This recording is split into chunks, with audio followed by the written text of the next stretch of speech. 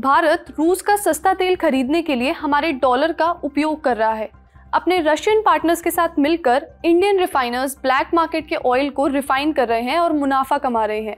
India की oil lobby ने सबसे बड़े लोकतंत्र को क्रेमलिन की ऑयल मनी के धोबी घाट में बदल दिया है। ये कहना है अमेरिकी राष्ट्रपति डोनाल्ड ट्रंप के ट्रेड सलाहकार पीटर नवारो का।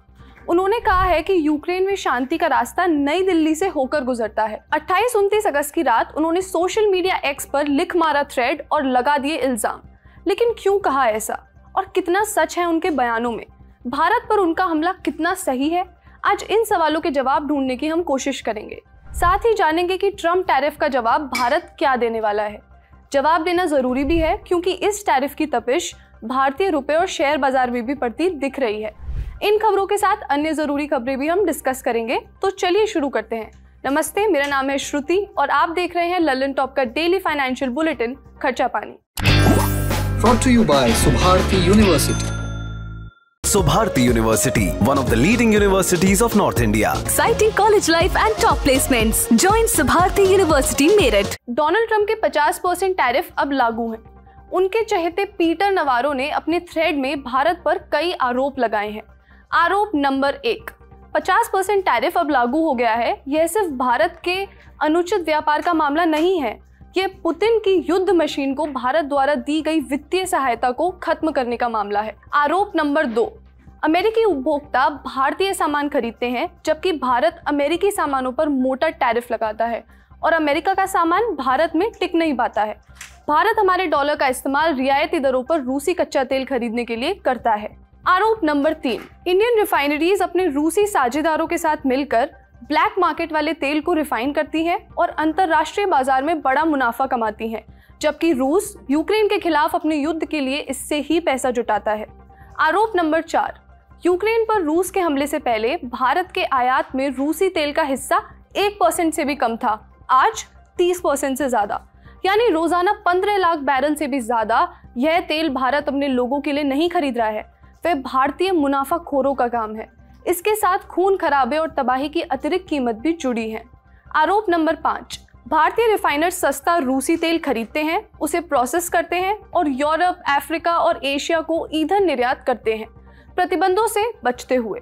आरोप नंबर 6, भारत अब प्रतिदिन 10 लाख बैरल से ज्यादा रिफाइंड पेट्रोलियम एक्सपोर्ट करता है, जो उसके इंपोर्टेड रूसी कच्चे तेल के आधे से भी ज्यादा है। इससे होने वाली कमाई भारत के नेताओं से जुड़े एनर्जी के फील्ड के दिग्गजों के पास और सीधे पुतिन के मिलिट्री फंड में जाती है। आरोप नंबर 7, जहां अमेरिका यूक्रेन को हथियार देने के लिए पैसे देता है, वहीं भारत रूस को आर्थिक मदद देता है, जबकि वह अमेरिकी वस्तुओं पर दुनिया के सबसे ऊंचे टैरिफ लगाता है, जिससे अमेरिकी निर्यातकों को नुकसान होता है। भारत के साथ हमारा 50 अरब डॉलर का ट्रेड डेफिसिट है और वो हमारे डॉलर का इस्तेमाल रूसी तेल खरीदने के लिए कर रहे हैं। आरोप नंबर 8, इंडिया रशियन ऑयल खरीद रहा है जबकि वो मांग कर रहे हैं कि अमेरिकी कंपनियां इंडिया में जाकर अपने प्लांट लगाएं। यह रणनीतिक मुफ्तखोरी है। आरोप नंबर 9, बाइडेन प्रशासन ने इस पागलपन को नजरअंदाज किया है। अगर दुनिया का सबसे बड़ा लोकतंत्र भारत अमेरिका के रणनीतिक साझेदार की तरह व्यवहार चाहता है तो उसे वैसा ही व्यवहार करना होगा। यूक्रेन में शांति का रास्ता नई दिल्ली से होकर जाता है। इसके पहले नवारो ने 27 अगस्त को ब्लूमबर्ग को दिए एक इंटरव्यू में कहा, तो हम अमेरिका में हर कोई भारत की हरकतों की वजह से हार रहा है। भारत के हाई टैरिफ की वजह से हमारी नौकरियां, कारखाने, कमाई और हाई वेजेस छिन रही हैं। इससे करदाताओं का भी नुकसान हो रहा है। हालांकि नवारो के बयान पर भारत सरकार की तरफ से कोई आधिकारिक टिप्पणी नहीं की गई है, लेकिन सूत्रों के हवाले से कुछ खबरें सामने आई हैं। इंडियन एक्सप्रेस की रिपोर्ट में कॉमर्स एंड इंडस्ट्री मिनिस्ट्री के एक वरिष्ठ अधिकारी के हवाले से बताया गया, अमेरिका के साथ व्यापार समझौते पर बातचीत तभी दोबारा शुरू हो सकती है जब अतिरिक्त 25% टैरिफ वाला मुद्दा हल हो जाएगा, जो कि रूस से तेल खरीदने के एवज में लगाया गया है।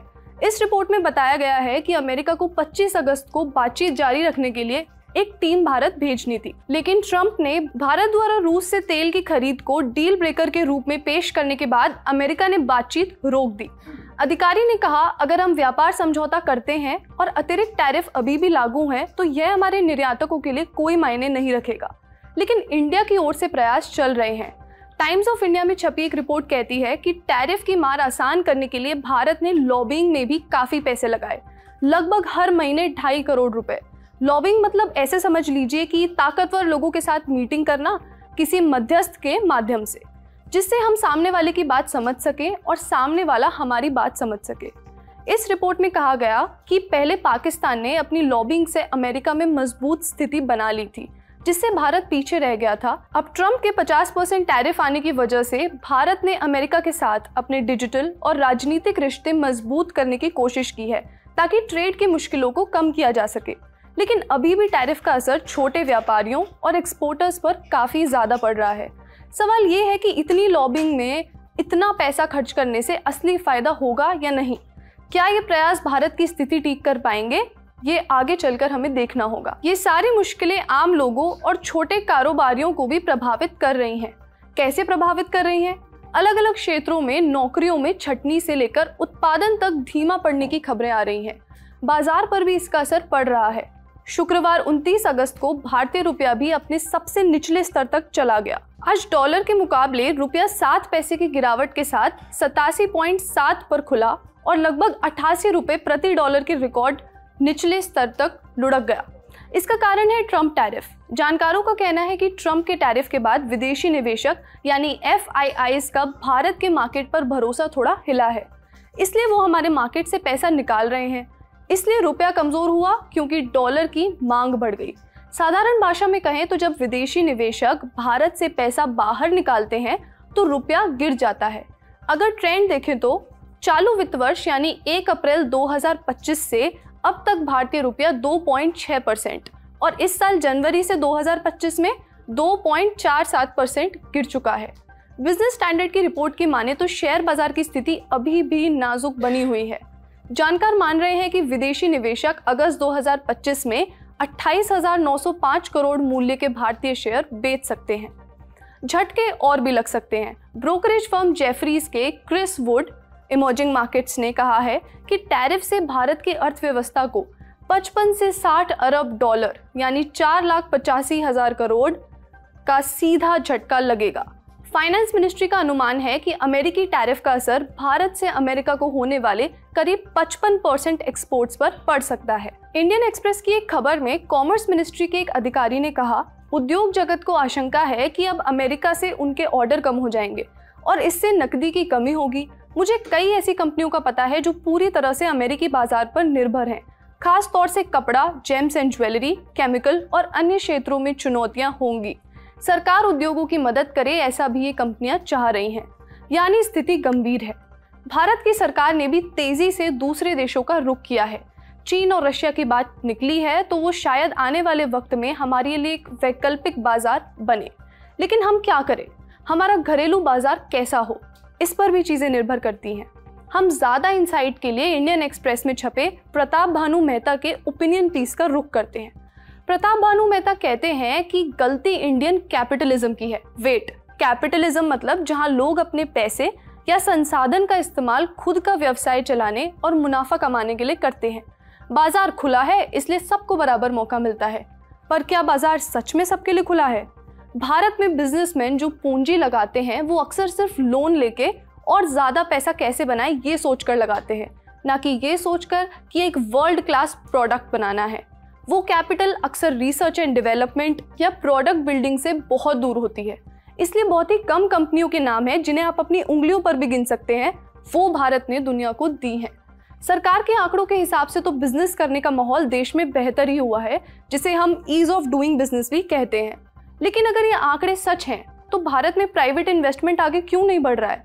क्यों बिजनेस लीडर्स मार्केट में वो पूंजी डालने से हिचक रहे हैं जो एक नया प्रोडक्ट, सर्विस या रिसर्च एंड डेवलपमेंट को बढ़ावा दे सकता है?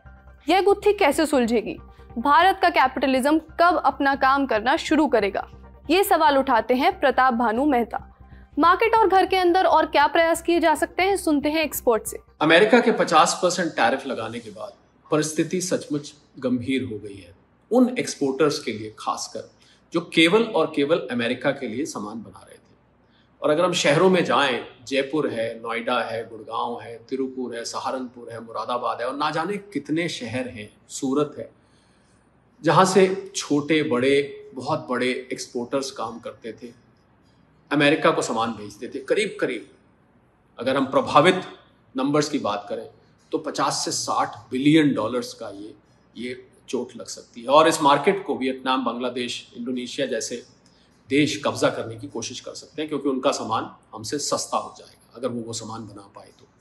मुझे लगता है सरकार को कुछ जल्द कदम उठाने पड़ेंगे। जीएसटी का कदम उठाया गया है, उससे डोमेस्टिक डिमांड बढ़ेगी, पर इन एक्सपोर्टर्स को समय लगेगा उन भारतीय सामान को बनाने में जो कि भारत में बेच सकें और जो सामान जीएसटी की वजह से सस्ता होगा, क्योंकि इनकी ट्रेनिंग, इनके इतने साल का अनुभव उस सामान को बनाने का है जो अमेरिका जाता है।